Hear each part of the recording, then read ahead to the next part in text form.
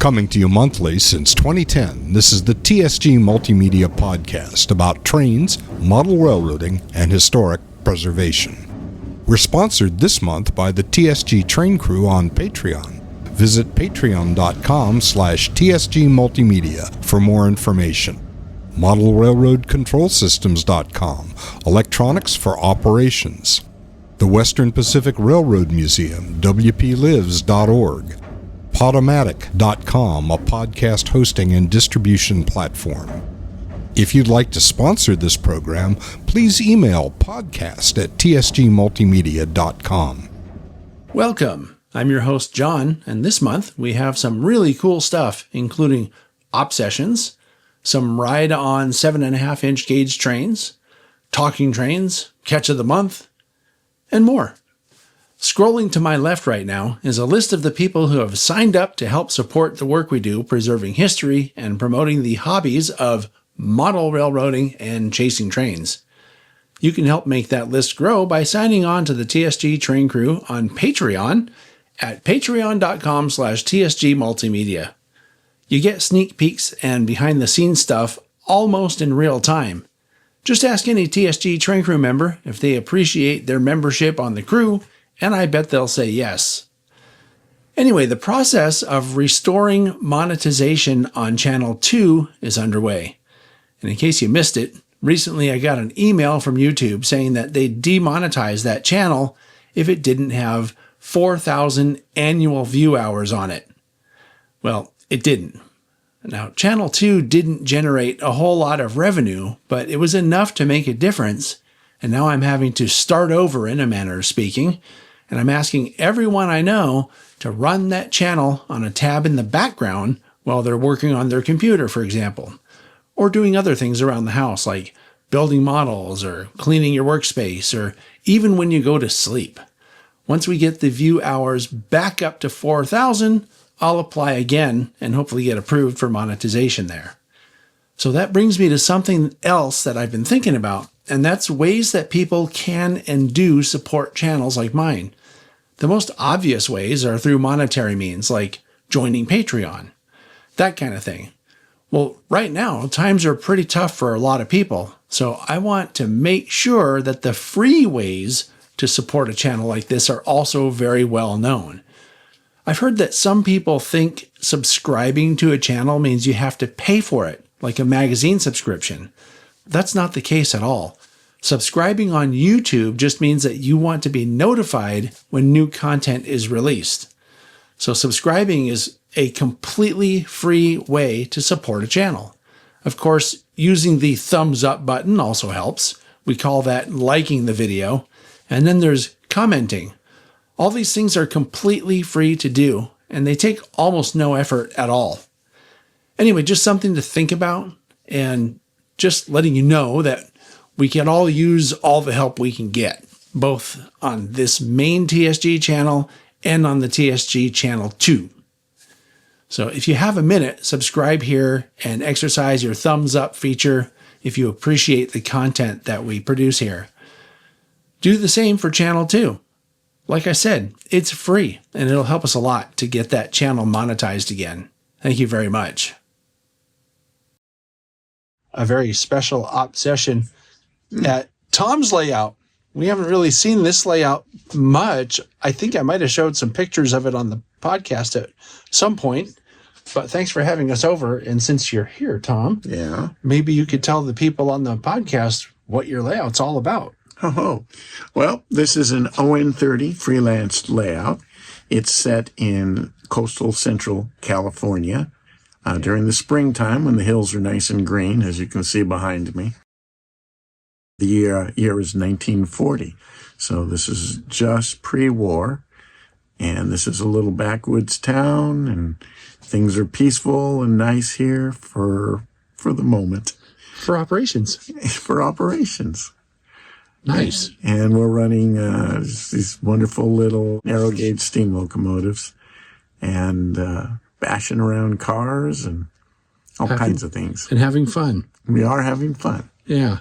So that's what we're going to do. It's the first op session I've ever done here. And at some point, we're going to do a layout video of this layout.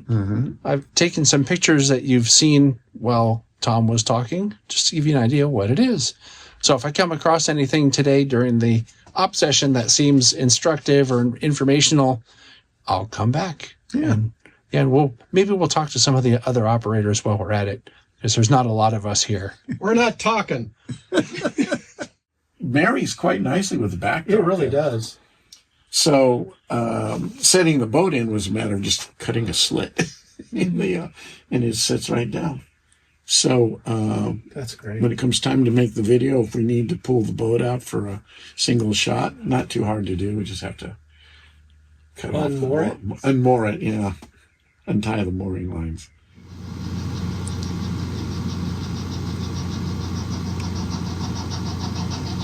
In your line too close.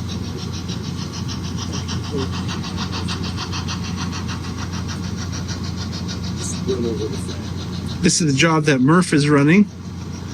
And it's funny, it really is a couple hours later, and we're finally running because we had to have some lunch. Look how happy everybody is after eating lunch, though. Nothing but smiles. So we're doing something called the mine turn. We're taking these hoppers and this tank car up to a mine. I don't know. I'm just guessing this now, but I'm figuring that we're probably going to have to swap out some loads for the empties. Just a guess. It's usually what these things entail. But look at this equipment. Isn't that cool? And Tom was just telling me that this front Heisler came from Bob Brown's estate.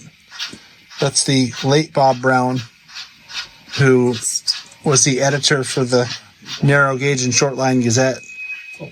And you can see, it says on it, Tuolumne Forks. That was Bob's railroad. All right, so our train's coming out of the tunnel. And I was just telling Tom a second ago that this is making me think that I could maybe have space for a layout, because it's a really compact room and the equipment is just so cool.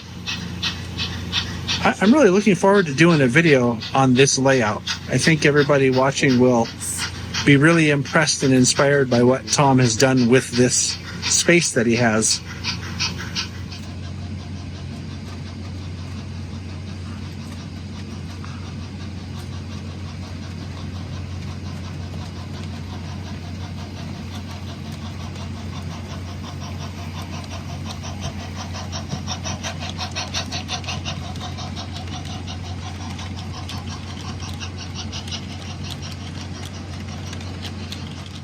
This is a professional shot of you doing your work. Did you finish your first job yet? I'm doing that right now. You're getting close, huh? Yeah. How was the fun factor on a scale of 1 to 10? This is really great. It had some really interesting moves in a very small area up top that required a lot of thinking ahead. Oh. Get things spotted right. And you actually made it. You did it. Yeah, it's amazing. The brain still works. Well, Tom, we finished the mine train, and it seemed like it was pretty fun. So you tell me you didn't mind running the mine train? I didn't mind it. Thought it was okay. The conductor liked it too. Good job. It was fun. I'm honored. Thank you, people. We had fun. That's the bottom line. Hi, it's July 15th, and we just finished with a really, I thought, good episode of the Talking Trains show. I'm here with Murph, as always, or Guillermo. And we had Eugene Vickner here, whom we know from the Western Pacific Railroad Museum and other places, but mostly Western Pacific Railroad Museum. Yeah, And usually found coming out of police stations, having gotten paroled. Oh, right. Yeah. And it was a presentation about the Canyon Killers, right? The Western Pacific 2882s, which I learned from Eugene's presentation at the Western Pacific Convention last year, were actually stronger than the big boy, right? The 4014 that's running around the country. Higher starting tractive effort, yep. Right. And so I remember when I saw the presentation, I thought, oh, this could be a really good Talking Trains episode. And I think it was. And I think people enjoyed it. Thank you. Was there anything, Murph, that you learned today at the... The coolest thing, I'm used to people that are into trains geeking out over the actual technicalities of the engine and everything. But Eugene actually talked about the needs of the railroad and how they shaped their actual design for these engines. And that was absolutely fascinating. What's your favorite part of the presentation since you give it? Like, what gets reactions from people? Or that is a big part of the thing that gets reaction, because again, a lot of times you don't think about that. Yeah. Or like if a railroad was so involved in designing a locomotive, it was very often, the streamlining or something for passenger trains. Right. Yeah, to make it look cool or whatever. Yeah, and you don't see, I mean, sure, they'd go to the builders and, I need this, and da-da-da-da-da. But there aren't many that I've ever run across where they were so involved with such a very specific set of requirements and worked that closely with a builder. Yeah. And had it, and also to boot, had it work out so wonderfully. Where they didn't have to continually modify it to try to make it fit the niche. Yeah. It's like there's certainly railroads that went to the builders, we want to build, one that always comes to my mind is the triplexes. Yeah. Yeah. If 4 cylinders are great, let's do 6. Right. Some's good, more's gooder. Yeah. Anyway, so that's the Talking Trains show. I think it's worth watching. Otherwise, we wouldn't have done it. And I think you'll learn something. So check it out when you have a chance. Talking Trains from July 15th.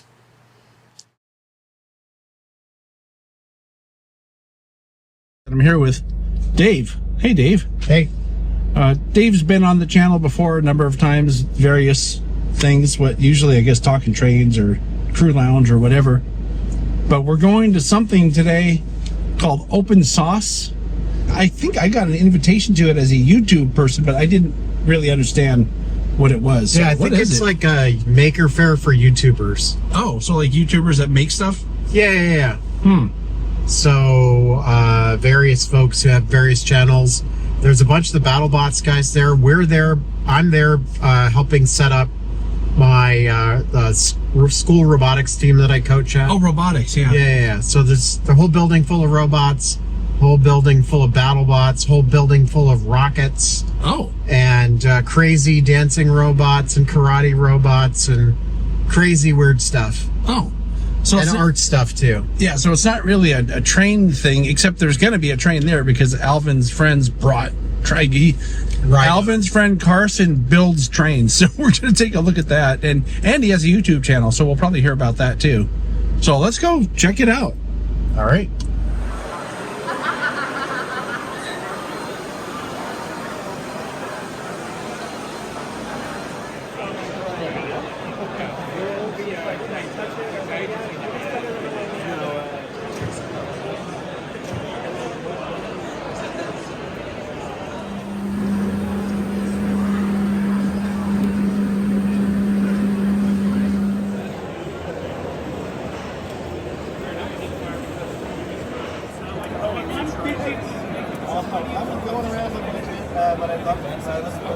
Well, here's something that I recognize. It's a train.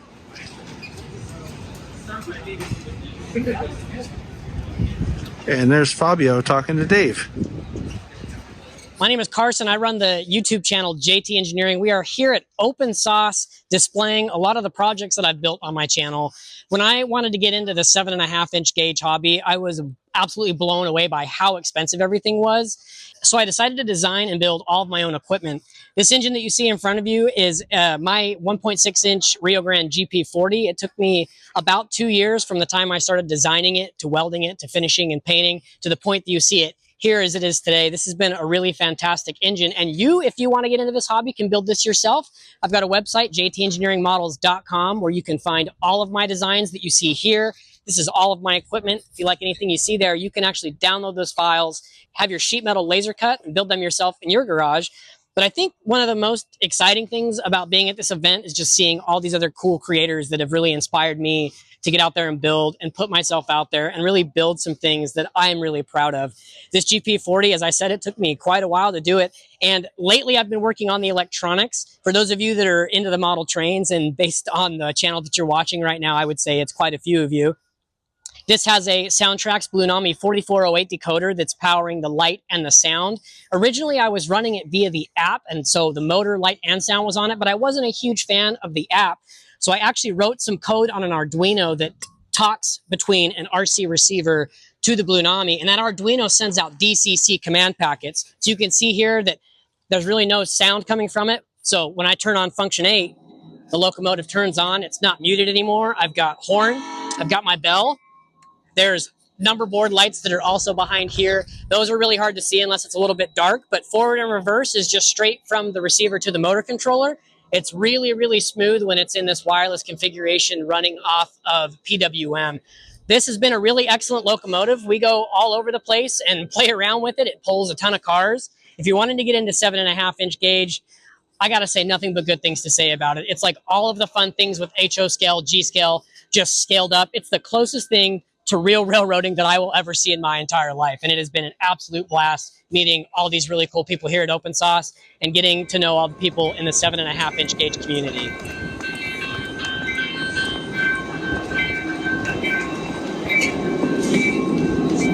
My name is Alvin. I'm from Salt Lake. Some of you might know me. Maybe. He's YouTube famous. Kinda. Not really. Yeah. I came out here with my friend, Carson. And oh, we're leaving now. We're leaving the station. The train is leaving the station. We're going on a train ride. Here we go. So I am event support for my homie. Yeah. And we came out here to do this whole open sauce thing. Open sauce. Is that like applesauce? Kinda. No, I don't know. Honestly, I had no idea what this was, except for a nerd convention. I also didn't know what it was. So I'm gonna turn around. I did a little bit of walking around. Nobody was here yet. Well, not nobody. How do I say this? There were people here setting up. There was some people here setting up. Yeah. And not everyone was here, but there's some pretty cool stuff. There's some rockets. There's some battle bots. We saw the rockets over there. I saw Johnny number 5. I saw that. Did you see It's Johnny inside. number 5? Yeah, it's inside. I don't know anything about it, but I saw it. It was a movie at one point. Is it iRobot or No, something else? It's from the late 80s, late 90s. I'm not a movie person. Me either. But yeah, my name is Alvin. I'm from Salt Lake. I'm here helping out my homie. My name is not Alvin, and I'm not from Salt Lake City. And I'm now returning on the train. Yes. Back to the depot. Back to the depot. Our camera person is just doing a stellar job, aren't they? Yes, he's doing a wonderful job. Doing great. And that'll do. So we're in a second hall now, and there's all kinds of neat stuff. This rotating planet reminds me of the Talking Trains intro. It looks like the Talking Trains intro. Look, it's a planet and it's spinning. It was just Moon Amtrak Day. Is that the moon? Yeah, that's the moon, I think. Oh, Yeah. we know a guy that does a moon off the back of the train. He looks like that. Looks like that. It's a piece of basalt, so it's basically lava rock. I picked it up from Home Depot yesterday. No, it's just gonna get mad at me. No, this is from Apollo 15, picked up at the Elbow Crater on the moon. The Apollo 15 mission had some firsts. It was one of the first missions that had the moon buggy, so that they can actually go in and go farther. They wanted to also land in a place where they can get different kinds of rocks, because the first Apollo missions were landing in the Mare areas where it's just basically lava rock, flat, and everything, because it's easier to land. This was one of the ones where they landed near a flat area near a mountain range. And so they actually picked up what they called the Genesis rock, which was from the original crust of the moon. That rock was dated at 4 billion years old. This one here is a little younger. It is 3.42 billion years old. And it, if you look at the grain structure on this, there's really large crystals, which means that it actually cooled really slowly, allowing the crystals to grow. And then about 280 million years ago, something hit the area and brought it up to the surface. So, but that's the basic basalt, lava rock, and so on. So picked up from Apollo 15. Oh, here's something interesting that you don't see every day. This is a rocket made out of beer kegs. What's up with that?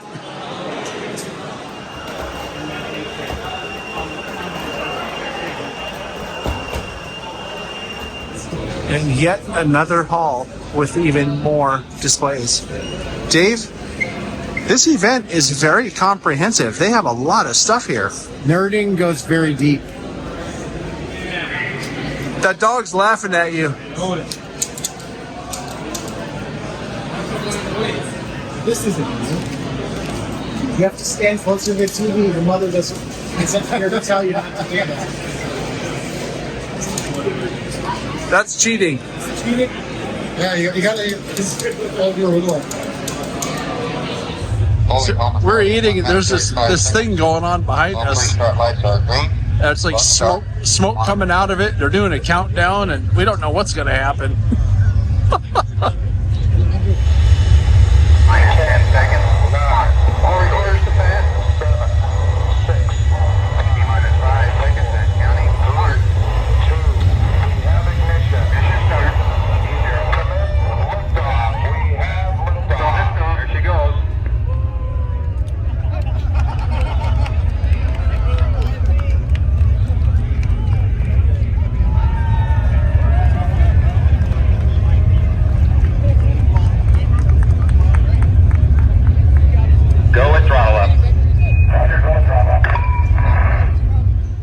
Well, this is kind of cool. It's something you don't see every day. A Japanese fire truck. What that's doing here, I do not know, but that's pretty cool. I learned that it's actually pretty cold in the Bay Area. It can be. And I didn't bring anything. I'm not prepared. That's a nice jacket you're wearing there. Yeah, man. Some guy. I'm gonna borrow it.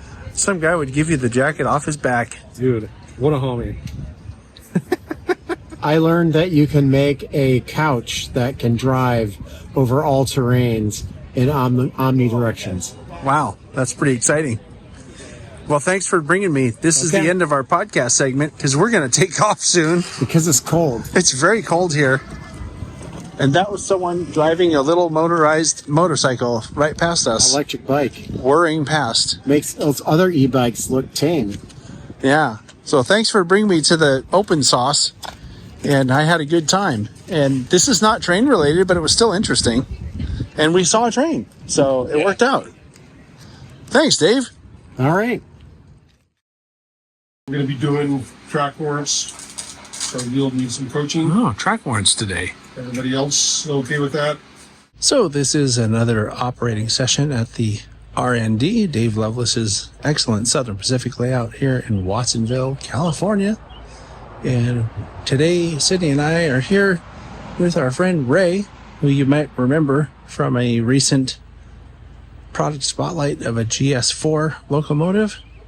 And also Ray is a regular contributor to the Catches of the Month that we do here on the podcast. But more importantly, Ray is a new operator. He said this is his first organized op session today. So I'm going to see if I can get him to talk about his impressions of operating for the first time. And this is absolutely probably the best place that he could have had this experience because the crew here is great. The layout is very easy to understand and the session's very relaxed, very casual. So anyway, on to having some fun at the op session. And if I come across anything interesting operationally, I'll try to share that with you. Otherwise, we'll be talking to Ray and getting his impressions about his first op session. It's my very first time to be part of this. Like it's honestly pretty amazing. Like getting to know people here and knowing that they have the same passion as I do. That's my expectation. That's all about fun. That's what I'm here for. Yeah, and that's what we do. So let's go see what happens, and we'll check in later and get some feedback of what your experience was like. Yeah, cross our fingers that I don't derail.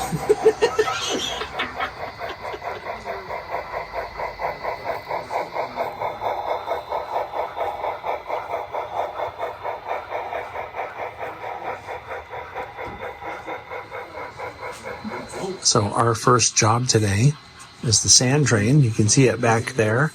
It's empty. See those hoppers, open hoppers that are empty? That's the sand train. And the session today is track warrants. So I have my track warrant ready, and I'm just waiting for the dispatcher to call us. And once we get our warrant, we'll be on our way. And Ray's being the engineer. Look how excited he is. When the dispatcher eventually calls, he's going to give me authority to go to some specific place, and there may be some conditions placed on the authority, like there might be a meet somewhere, and that's expressed in the check boxes below. If you look at top, it says it's a warrant to go to, that's checkbox 2 there, proceed to, and then the conditions, if there are any, come below that. So that's how track warrants work. And I haven't run track warrants on this layout many times, so it's just relearning what we do. We do run track warrants on other layouts that we operate on regularly, though. So we got our warrant, and we're on our way.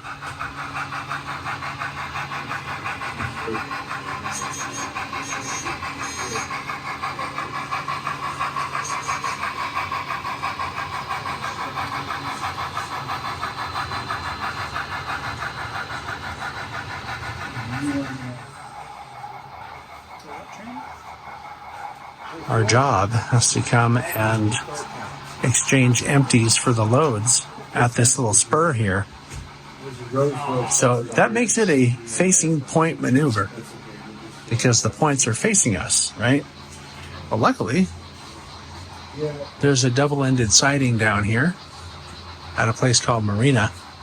So we're going to use the siding to run the locomotive around the train, pull our cars off the back of the train that have to be spotted here, and pick up these cars to tack onto the end of the train. So, a little bit of thinking required. So we've now exchanged the loads for empties. And we just need to tack those loads on the end of our train and get out of town. Seems like Ray is feeling confident enough to do the job by himself now. So Dave gave me a job. So this is a few jobs later, and we've just finished the Cannery Row job, which is an interesting job because you have to go to Cannery Row and do all the trailing point pickups and setouts, and then turn the engine around, and then come back and do all the stuff that was facing point. Ray, this was your first time. Do you think it would come back next time you get invited? Oh, 100%. I would definitely come back and do this again. Do you think you'd recommend it to people, like maybe who haven't operated?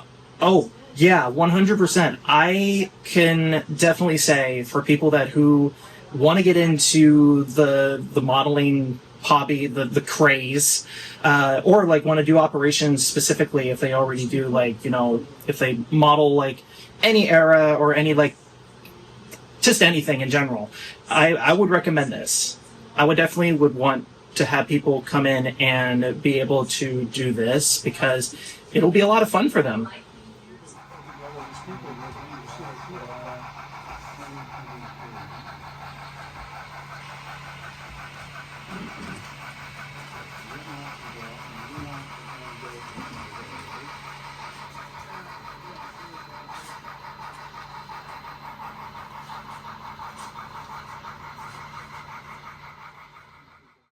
The informational short videos featuring Mike Osborne about railroad lingo and operations have been really popular so far, and they will continue to be released through September. So I want to thank Mike again for offering his knowledge and experience for all of our benefits. You can catch these on every Tuesday right here on the channel, and they're called YouTube Shorts. And now for the catches of the month. This month we have 2 catches from Ray Swift. The first image is Union Pacific's 4014 Big Boy crossing the Auburn Trestle. This was taken on July 13th of 2024. Here's a really cool shot of former Southern Pacific EMD GP9, number 5623, entering Brightside Yard in Sunol. This was taken on July 12th of this year. Thanks so much for sharing these photos, Ray. I think they're really excellent shots, and they're worth showing here on the Catch of the Month. If you have a train or model catch you'd like to share, please email it to podcast@tsgmultimedia.com. Be sure you own the shots and include the whats, whens, and wheres of the shots you send in. So that's it for this time. Please hit those thumbs up and subscribe buttons, and go to Channel 2 for more of that action.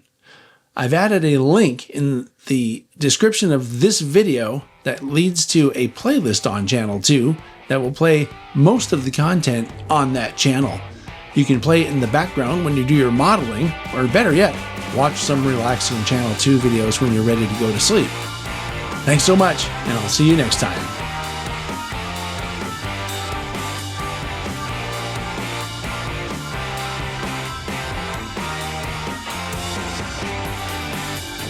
If you enjoyed this program, please join the TSG Train Crew on Patreon.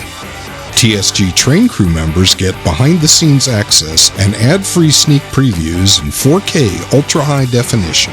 Go to patreon.com/TSG Multimedia for more information.